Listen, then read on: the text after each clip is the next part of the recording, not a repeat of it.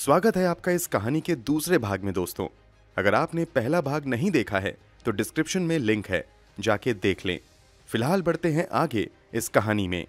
कुछ समय बाद ही एक थाईलैंड के मशहूर पटाया रिजॉर्ट की तरफ जाने वाली सड़क पर विताली हकीम नाम के शख्स की लाश मिलती है। इसके भी अधिकतर कपड़े गायब थे। इसे जलाया गया था। चार्ल्स सोबराज और उसके साथियों ने अगला निशाना 29 साल के हैंक बिनतंजा तथा उनकी 25 वर्षीय गर्लफ्रेंड कॉकी हेमकर को बनाया था। इनकी भी लाश 16 दिसंबर 1975 को एक सुनसान इलाके से मिलती है।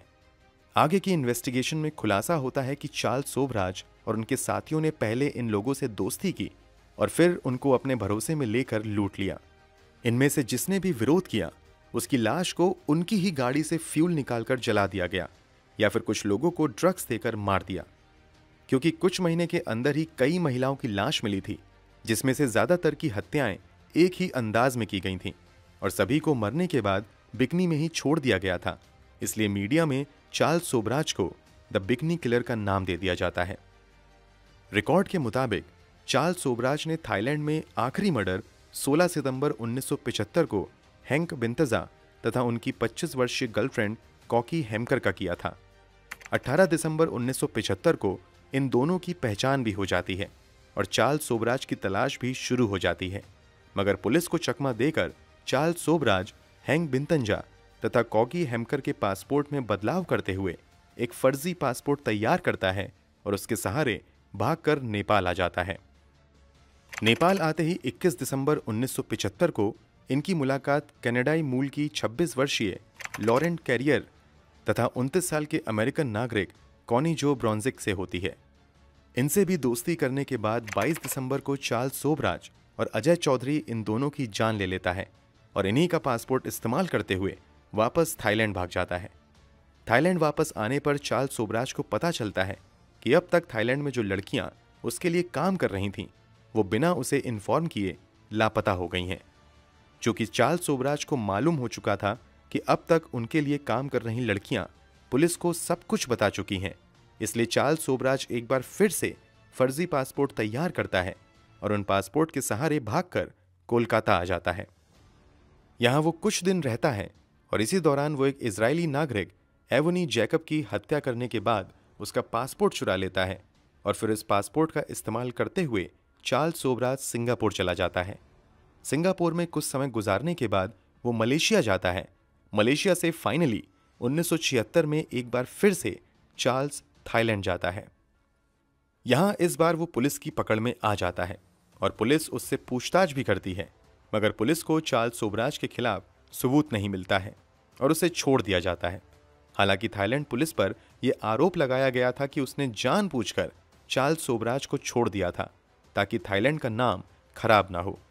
यहां तक हर गुनाह में अजय चौधरी चार्ल्स सोबराज का बराबर साथ दे रहा था। मलेशिया आने के बाद ये लोग एक ज्वेलरी शॉप में बड़ा डाका डालते हैं और लाखों रुपए की कीमती मोती और पत्थर चुरा कर लापता हो जाते हैं। इस चोरी के बाद चार्ल्स सोबराज अपने कुछ साथियों के साथ चुराए गए कीमती मोतियों तथा पत्थरों को बेचने के लिए स्विट्जरलैंड चला जाता है और उसे बेचकर वापस भारत आता है। इस बार चार्ल्स सोबराज के साथ उसका पुराना साथी अजय चौधरी भारत वापस नहीं आता है। यहां तक कि अजय चौधरी स्विट्जरलैंड भी चार्ल्स के साथ नहीं गया था। दावा किया जाता है कि चार्ल्स सोबराज ने ही उसकी हत्या करके लाश को कहीं गायब कर दिया। हालांकि चार्ल्स सोबराज ने कभी इस बात को स्वीकार नहीं किया।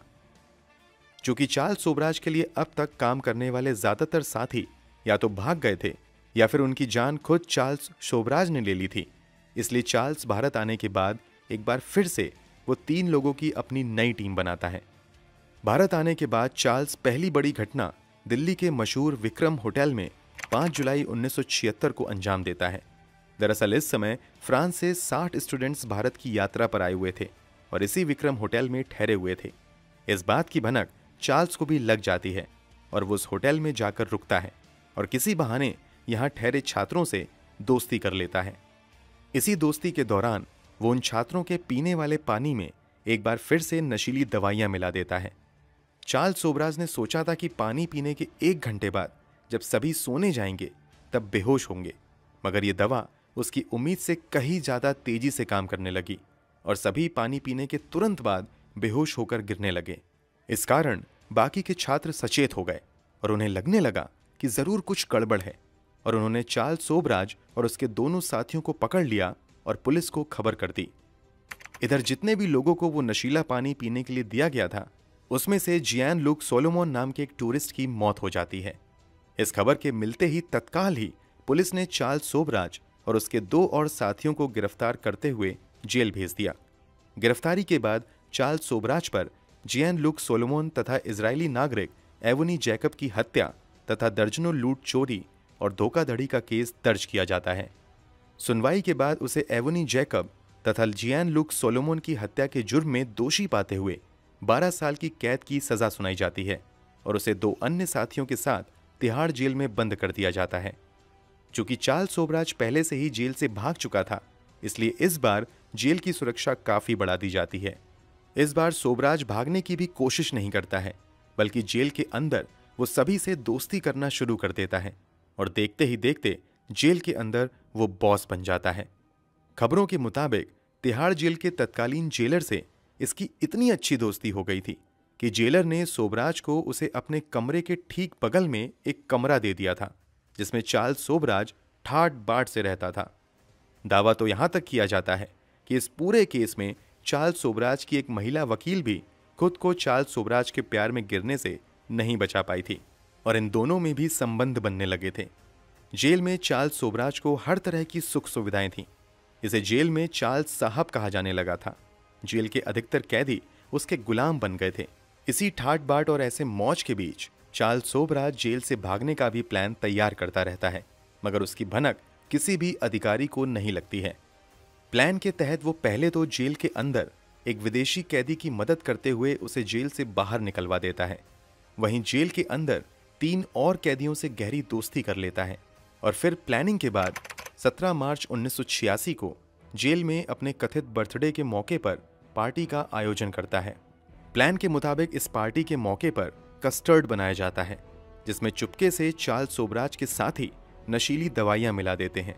इस कारण उस कस्टर्ड को खाने के बाद जेल के सभी सुरक्षाकर्मी समेत दूसरे सभी कैदी बेहोश हो जाते हैं और फिर मौके का फायदा उठाकर अपने 4 साथियों के साथ सोबराज बड़ी शान से जेल से बाहर निकल आता है।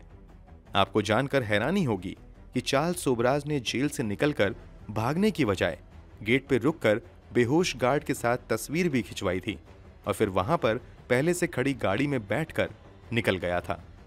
देश की सबसे सुरक्षित माने जाने वाली जेल से चार्ल्स सोबराज जैसे खतरनाक अपराधी के भागने की खबर जैसे ही बाहर आई, पूरे देश में हड़कंप मच गया और आनन फानन में चार्ल्स सोबराज को पकड़ने की कवायद फिर से शुरू हो गई। चार्ल्स को पकड़ने का जिम्मा मुंबई पुलिस के उसी अधिकारी को दिया गया जिन्होंने पहली बार 1971 में चार्ल्स सोबराज को पकड़ा था। कई हफ्तों तक पुलिस देश के अलग अलग हिस्सों में खाक छानती रहती है, मगर कहीं भी चार्ल्स सोबराज का पता नहीं चलता है। इसी क्रम में 6 अप्रैल 1986 को गोवा के एक होटल में सोबराज रात में अपने एक साथी के साथ आता है। वहां पर मुंबई पुलिस के वो अधिकारी पहले से ही मौजूद थे।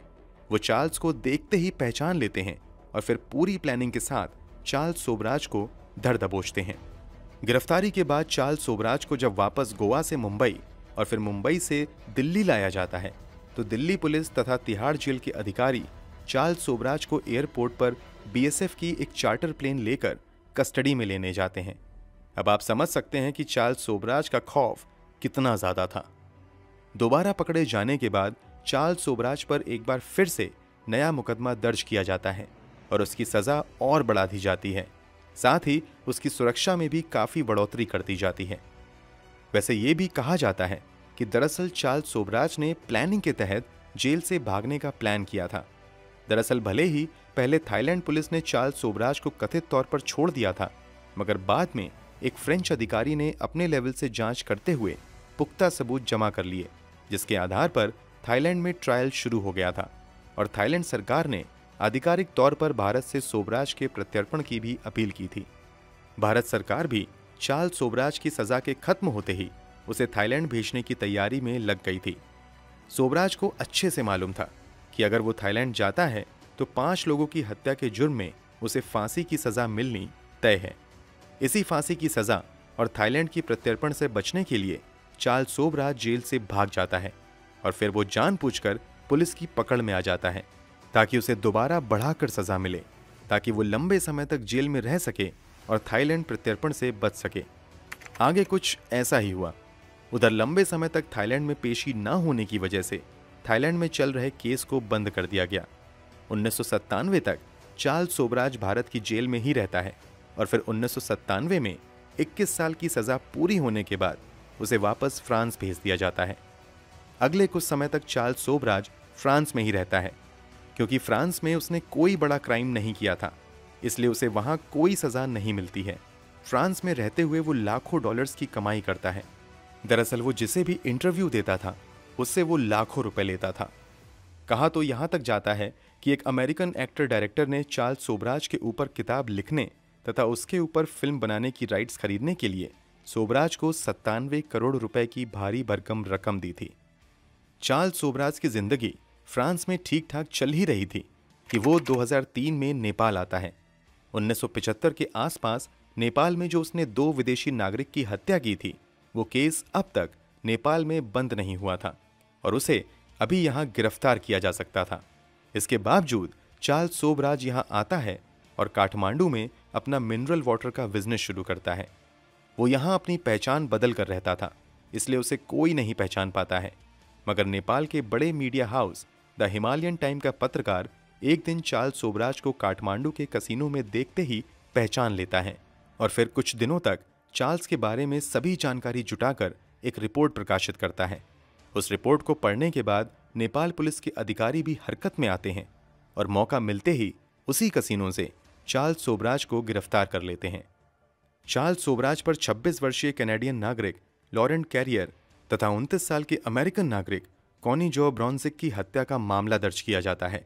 इसके अलावा सोबराज पर नेपाल में फर्जी पासपोर्ट के सहारे आने के कारण भी मामला दर्ज किया जाता है और केस की सुनवाई शुरू हो जाती है। सारी सुनवाई के बाद Kathmandu district court Charles Sobhraj को 2 विदेशी नागरिक की हत्या का दोषी पाते हुए उम्र कैद की सजा सुनाती है। इस फैसले के खिलाफ चार्ल्स सोबराज नेपाल के सुप्रीम कोर्ट में भी अपील करता है। सुप्रीम कोर्ट भी 30 जुलाई 2010 को काठमांडू डिस्ट्रिक्ट कोर्ट के फैसले पर मुहर लगाते हुए चार्ल्स सोबराज की उम्र कैद की सजा को बरकरार रखता है। वैसे काफी लोगों का यह भी दावा है कि दरअसल चार्ल्स सोबराज जानबूझकर नेपाल आया था क्योंकि उसे यह डर सताने लगा था कि कहीं थाईलैंड में दोबारा केस शुरू हुआ और फ्रांस ने उसे थाईलैंड भेज दिया तो उसे मौत की सजा हो सकती है, जबकि नेपाल एक ऐसा देश है जहां मौत की सजा का प्रावधान ही नहीं है, इसलिए वो नेपाल आ गया था। नेपाल की जेल में रहते हुए भी चार्ल्स सोबराज की आशिकी कम नहीं हुई थी।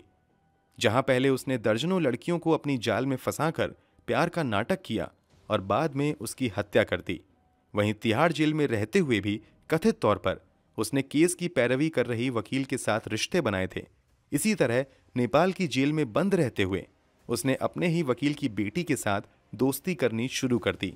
इनका नाम निहिता विश्वास है। निहिता विश्वास भी पेशे से एक लॉयर हैं। कथित तौर पर जेल में बंद रहते हुए 9 अक्टूबर 2008 को चार्ल्स सोबराज ने निहिता विश्वास से शादी कर ली।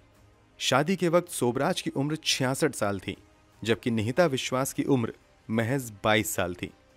निहिता विश्वास इस कारण बहुत ज्यादा फेमस हुई हैं और फिर उन्हें बिग बॉस में भी शामिल होने का मौका मिला। चलिए अब आपको बताते हैं कि फिलहाल चार्ल्स सोबराज की स्थिति क्या है। फिलहाल चार्ल्स सोबराज की उम्र 78 साल है और वो अभी नेपाल की एक जेल में उम्र कैद की सजा काट रहा है। 2010 में उसकी तबीयत बहुत ज्यादा खराब हुई थी और हार्ट प्रॉब्लम की वजह से उसे अस्पताल में भर्ती करवाया गया था, जहां एक के बाद एक कई सर्जरी भी करनी पड़ी थी। सर्जरी के बाद ठीक होने के बाद एक बार फिर से उसे जेल में बंद कर दिया गया और अभी भी वो जेल में ही है। वैसे जेल में बंद रहते हुए 2021 में एक बार फिर से चार्ल्स सोबराज ने जबरदस्त सुर्खियां बटोरी थीं। तब उसने जेल में कड़ी सुरक्षा के बीच रहते हुए कुछ विदेशी पत्रकारों को इंटरव्यू दे दिया था। चार्ल्स सोबराज पर अब तक दर्जनों किताबें लिखी जा चुकी हैं, साथ ही इस पर कई फिल्म भी बनी हैं। हाल ही में चार्ल्स सोबराज पर द सरपेंट नाम की एक वेब सीरीज भी बनी है, जिसने दुनिया भर में काफी सुर्खियां बटोरी हैं। वैसे तो ऑन रिकॉर्ड चार्ल्स सोबराज ने लगभग 10 से 15 हत्याएं ही की हैं, मगर अलग अलग रिपोर्ट्स के मुताबिक चार्ल्स सोबराज ने कम से कम 30 हत्याओं को अंजाम दिया और इसके लूटपाट का तो कोई हिसाब ही नहीं है। फिलहाल चार्ल्स सोबराज जेल में बंद इन सभी गुनाहों की सजा काट रहा है, मगर ये भी कयास लगाए जाते हैं कि आने वाले समय में चार्ल्स सोबराज को जेल से रिहा भी किया जा सकता है। दरअसल नेपाल के कानून के मुताबिक अगर कोई कैदी 70 वर्ष से अधिक उम्र का है तो उसके अच्छे व्यवहार के आधार पर उसे रिहा किया जा सकता है, भले ही उसका गुनाह कितना ही बड़ा क्यों ना हो। इसी आधार पर कई बार चार्ल्स सोबराज को जेल से रिहा करने की भी मांग हुई है। अब आप बताएं कि चार्ल्स सोबराज को उसकी बढ़ती उम्र के आधार पर जेल से रिहा करना चाहिए या नहीं, और ये पूरी वीडियो आपको कैसी लगी कमेंट बॉक्स में ज़रूर बताएं। अगर आपको हमारी मेहनत पसंद आई हो तो इस वीडियो को लाइक करते हुए शेयर भी ज़रूर करें ताकि बाकी लोग भी इस हैवान की कहानी को जान सकें। अगर आपने अब तक इस चैनल को सब्सक्राइब नहीं किया है तो जल्दी से चैनल को सब्सक्राइब कर लीजिए, साथ ही बेल आइकन दबाकर नोटिफिकेशन भी ऑन कर लीजिए ताकि जब हम नई वीडियो अपलोड करें तो उसकी जानकारी आपको तुरंत मिल जाए। क्राइम की दुनिया से जुड़ी इसी तरह की सच्ची कहानियों के लिए हमारे साथ जुड़े रहें। धन्यवाद।